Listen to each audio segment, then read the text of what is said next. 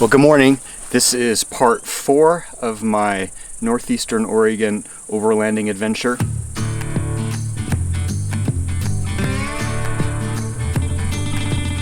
Yesterday I was up in an interesting mountain area, camped up there last night alongside a creek, and got a nice early start this morning, gassed up, and now I'm heading out on the next leg of my journey. If you haven't already watched parts 1 through 3, there will be links in the description below. This part of the trip I'm actually hoping to find some historical sites as I go. I did a little bit of research on this area and have pinpointed some spots where I think it's possible I could possibly find some old cabins or homesteads, ruins, something like that. So I've stopped here at the first spot that I had marked. In satellite imagery it looked like there was a road here, but on my maps it definitely indicates that this is not technically a road. It doesn't have a road number, it doesn't show up on the Forest Service map as a road. So even though I can see that people have driven up here, I'm not going to drive up it. The spot that I have in mind, and I think maybe I can see something up there, is not very far. So I'm just gonna walk it. It's early in the morning. It's already getting warm, but it's not too hot yet. You got to respect the rules when you're out in the national forest. But you definitely can see that there was a road here. And actually, as it turns out, as I'm looking at the map data again, this was actually a rail bed. There was a railroad that went through here at some point. So anyway, let's hike out there and see if I was right about this spot.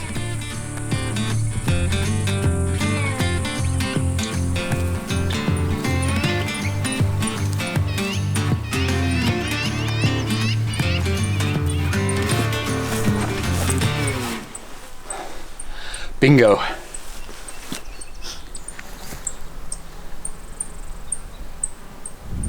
that's really cool. I'm really glad that the first one panned out. That's encouraging for what's to come for the rest of the day, but even if I find nothing else, I'm happy that I found at least one thing. Check that one off the list and let's get back to the truck.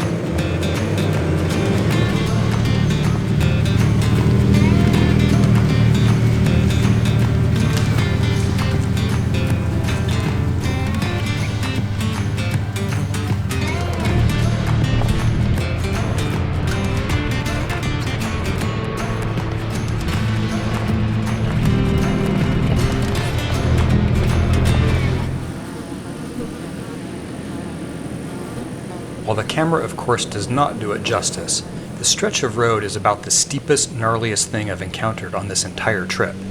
It's the kind of trail that would require maintaining some speed and momentum in the Subaru, but I've shifted the truck into low range to see if I can just slowly crawl up.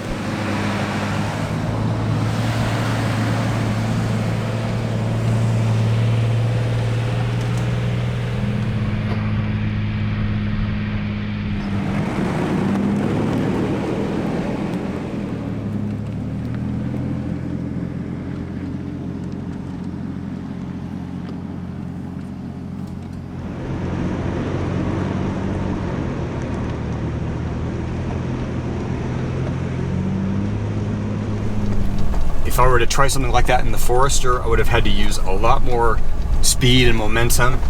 Wheels would have been spinning, and I'm not 100% sure that I'd be able to get up that, or at least be able to get up it without breaking something.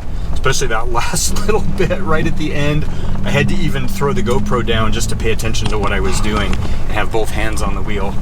But that was impressive. It just crawled right up.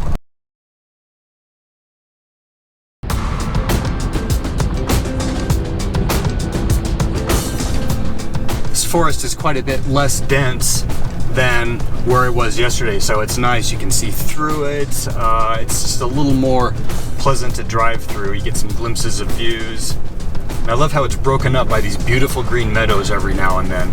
Really, really beautiful country. Now we're coming up on another spot that I had marked as maybe being a historical site, I'm on a little bit more of a main road now, so it could be that whatever was there is long gone, because probably a lot of people travel this road. Yeah, there's kind of a wide spot here. It's kind of a junction of a couple of roads, but I don't see any traces of whatever might have been here before, if my research was even correct.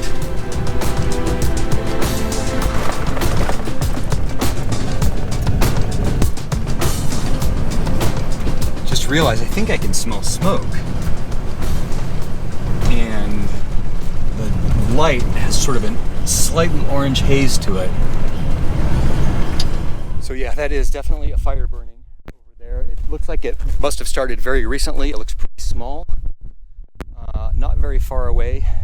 It's not on my route. I'm definitely not in any danger here. I have no cell service, but I'm using my satellite communicator to try and send a message to a family member in order to have them call Mountaineer National Forest and give them the coordinates of where I am and let them know that there's a fire that started. You know, it's a perfectly clear blue sky. I'm sure that from down the hill you can see that smoke for miles. So I hope somebody already knows about it, but I didn't want to just ignore it. I just got this Garmin a couple of months ago. I've been using it just to send, you know, status updates, basically that I'm okay. This is the first time I've actually tried to send a custom message.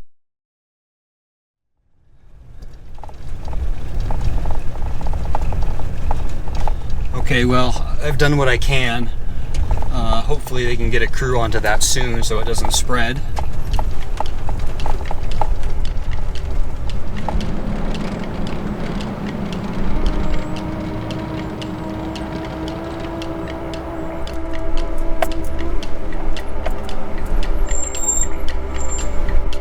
Wait a minute.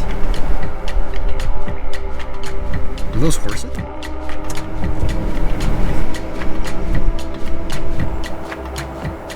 I didn't know there were wild horses in this part of the state, but it turns out there are a few hundred of them populating these remote hills and forests.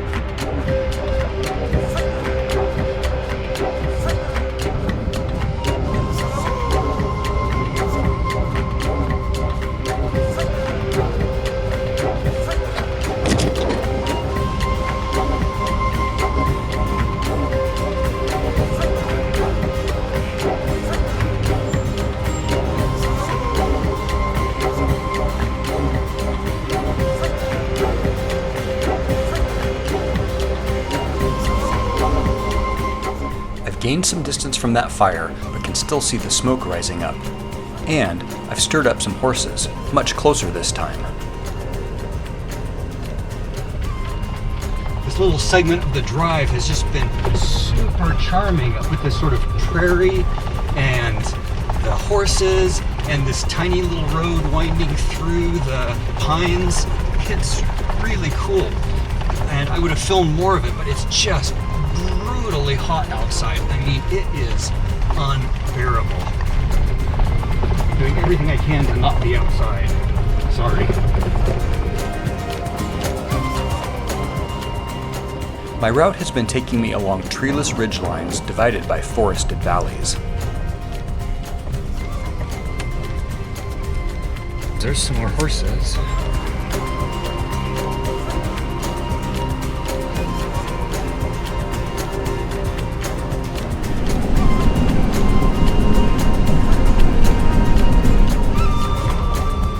This is some pretty remote, primitive road. It's definitely a road on the map, but there's not much road there.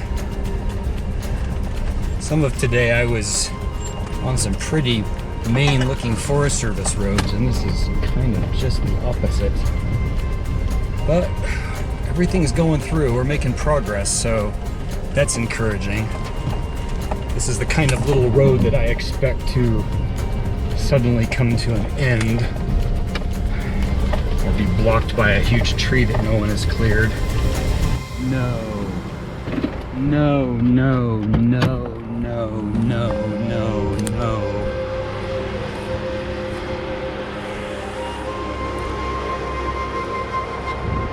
Oh.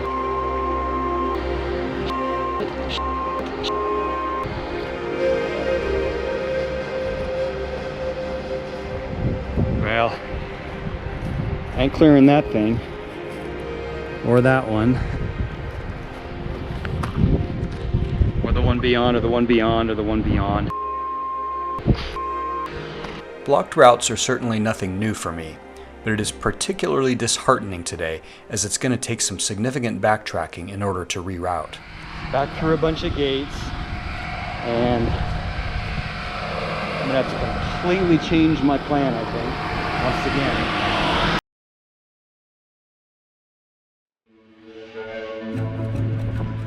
To avoid what looks to be a massive amount of backtracking, I've decided to just completely change my plan again.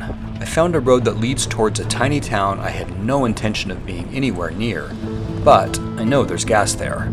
It looks like it could be interesting enough topography that it may prove enjoyable, even if it's not what I originally had in mind. So my new plan is to find my way down to that little town, top up the gas tank, and then reassess where to go next.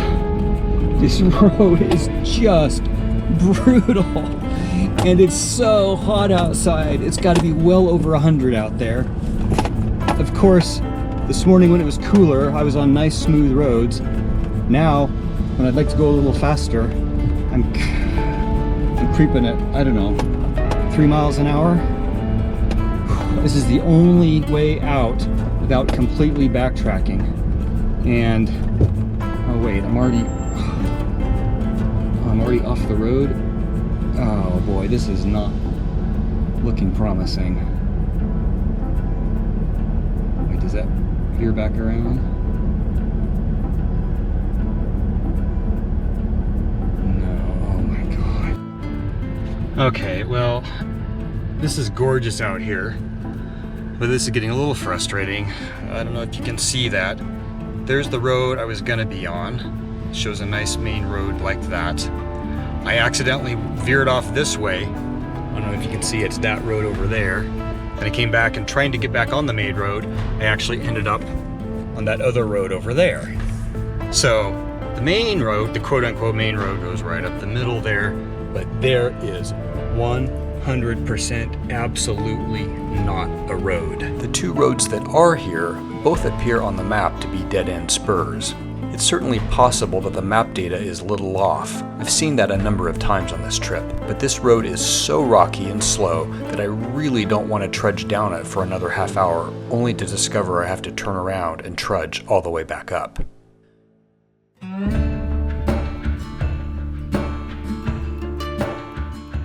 So I found some shade, took a break to collect myself, and calmly re-examined the map with fresh eyes.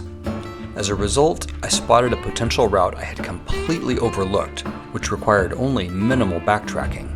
It looks promising, and I think it will eventually hook me back up to my original route westward.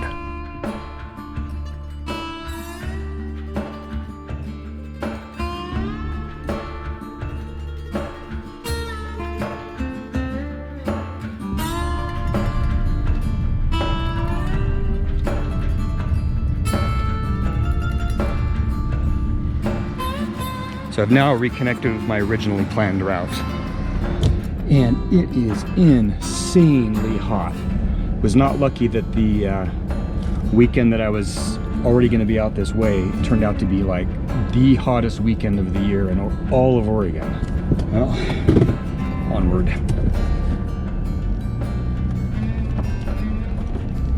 It's 3:30 and somehow I've only used a quarter of a tank all day long in all of that driving. Yesterday I got worried about gas. I didn't want to continue that route because I didn't think I would get through. It seemed like I went down much faster. It's weird. I mean, I'm happy I've still got 3/4 of a tank plus my extra fuel, because I think I'm gonna need every bit of it to get through my route and back to Prineville, which I think is the next possible gas, and that's a long ways away.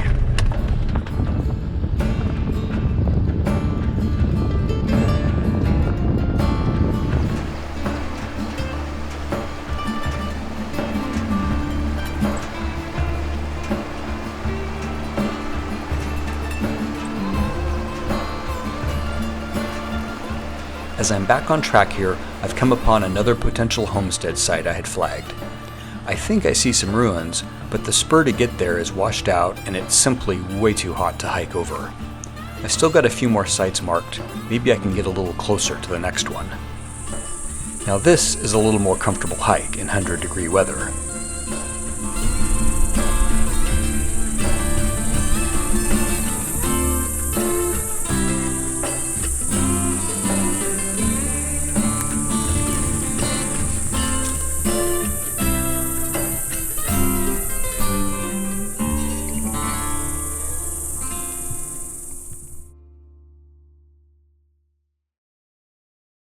I've stumbled upon a campground, and it feels like the right moment to stop for the day. I just hope I can find a vacant space that's not too close to any neighbors. Yeah, I don't think anyone will be disturbing me tonight.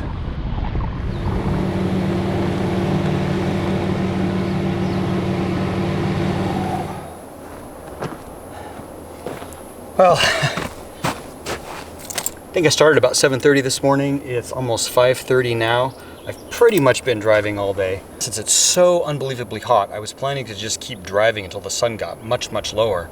But that's gonna put it into like 9 o'clock maybe. And I'm beat. I ran across this campground that is in the shade. It's along a creek, and there is nobody here.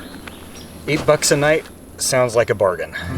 All right, I'm not gonna dilly-dally. First order of business is to get wet in that creek.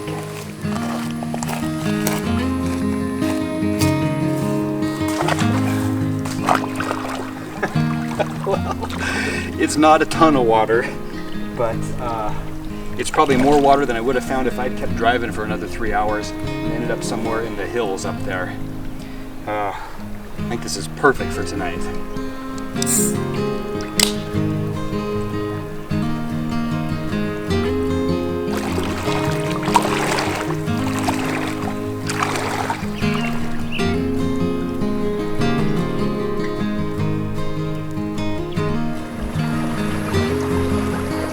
I wasn't sure at first if this was a beaver dam or just a random snag, but the branches do have teeth marks on them.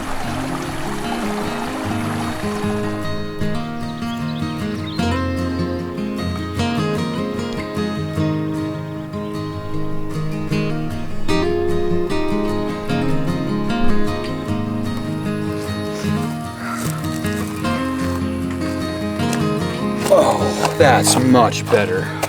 I tell you what, I just laid down in that creek like you would do in a hot bathtub in the middle of winter and just let it cool me down. Being all my cotton clothes soaked hopefully will keep me cool for a while. Really simple dinner tonight. I just fried up a steak in the carbon steel pan and cut an avocado in half and made a little vinaigrette inside of it. That's all I've got in me for tonight for cooking.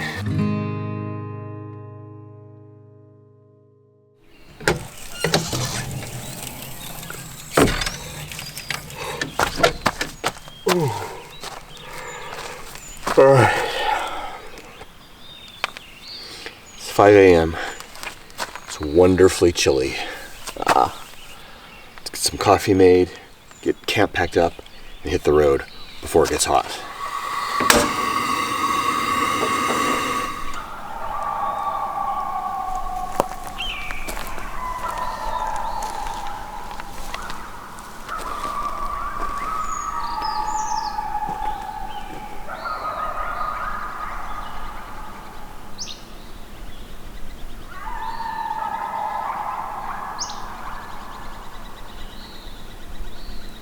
Those coyotes are not far at all.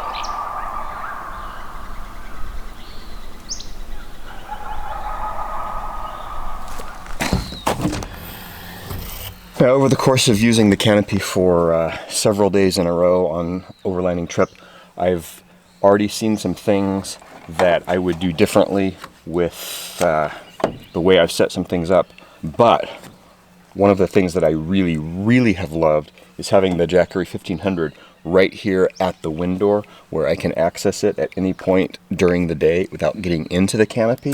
It has been so nice to be able to easily manage all of my battery charging, keeping all of my essential devices charged up, and even being able to keep myself trimmed up with the power station just right there.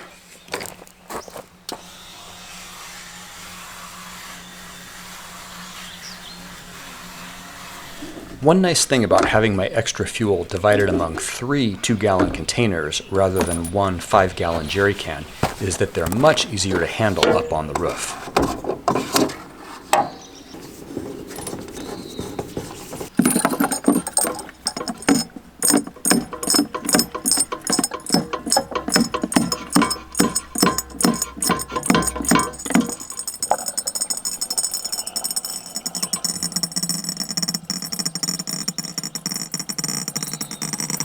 The other nice thing about having these small containers is it makes refueling the truck much easier than trying to hold up a 5-gallon jerry can. It just sucks the gas right out of there. That works so well. I'm not 100% convinced by these relatively inexpensive gas cans that I bought. I mean, the size and shape of them is perfect. I love how square they are. They just feel a little flimsy. I mean, they've made it through some pretty good abuse on this trip, I guess. But I can see the plastic is a little kinked in places, and I'd be worried about them over the long haul. All right, let's get out of here.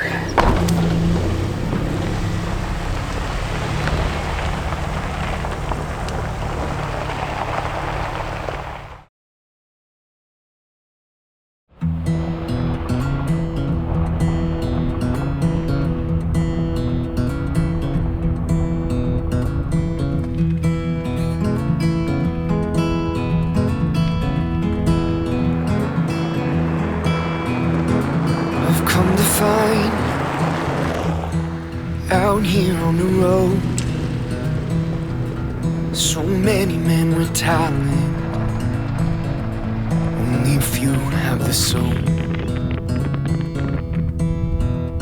As I'm looking at my face in the water,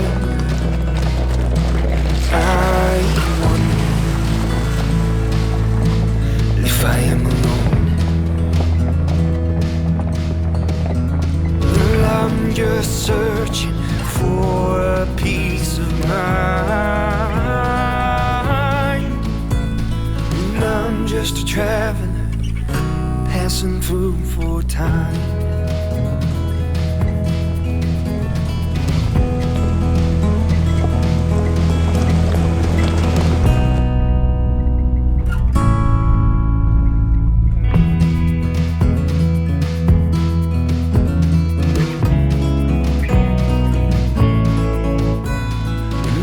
Just a traveler passing through for time. Well, I know that I'm more than my failures and trials. I know I'm more than this emptiness inside. Maybe I'm no better than the man who pays $1 for a fish. Maybe I'm no different than the ones who I run all day. Well, I'm just searching for a peace of mind, and I'm just a traveler passing through for time.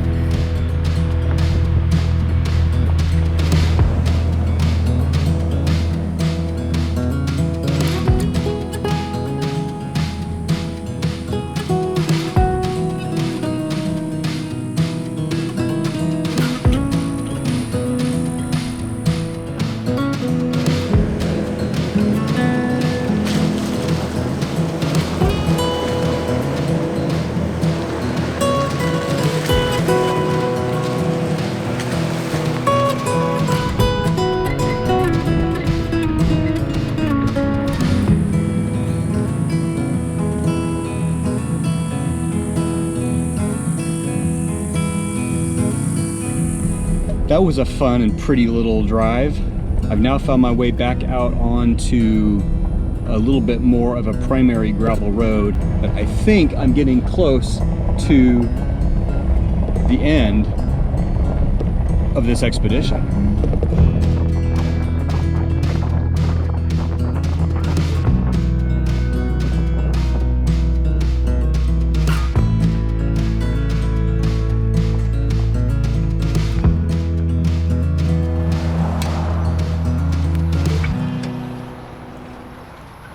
It has been a trip with a lot of things that didn't go quite as planned and a lot more heat than I would have preferred, but really epic, enjoyable experience.